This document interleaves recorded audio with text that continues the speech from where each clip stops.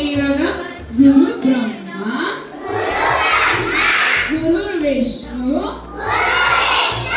ಗುರುದೇವೋ ಮಹೇಶ್ವರ ಗುರು ಸಾಕ್ಷಾತ್ ಪರಬ್ರಹ್ಮ ತಸ್ಮೈ ಶ್ರೀ ಗುರವೇ ನಮಃ.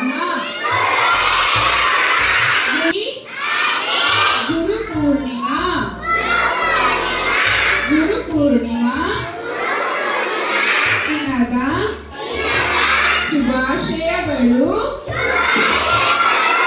ನನ್ನ ನೆಚ್ಚಿನ ಎಲ್ಲ ಗುರುಗಳಿಗೆ ತಾಯಿಯೇ ಮೊದಲ ಗುರು,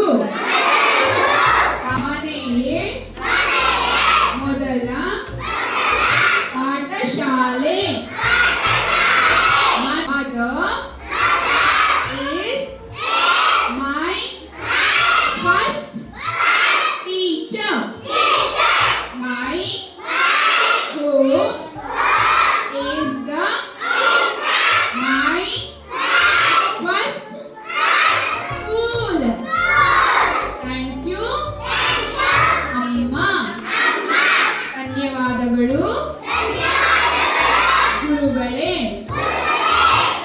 ರೂಪಸ್ತ್ವಂ ಜ್ಯೋತಿಷಾಂ ಪ್ರಭುರವ್ಯಯಃ ಆರೋಗ್ಯಂ ದೇಹಿ ಪುತ್ರಾಂಶ ಮತಿಂ ಸ್ವಚ್ಛಾಂ ಹಿ ಮೇ ಸದಾ ಶುಭಂ ಕುರು ತ್ವಂ ಕಲ್ಯಾಣಂ ಆರೋಗ್ಯಂ ಧನ ಸಂಪದಃ ಶುಭಂ ಕುರು ತ್ವಂ ಕಲ್ಯಾಣಂ ಆರೋಗ್ಯಂ ಧನ ಸಂಪದಃ.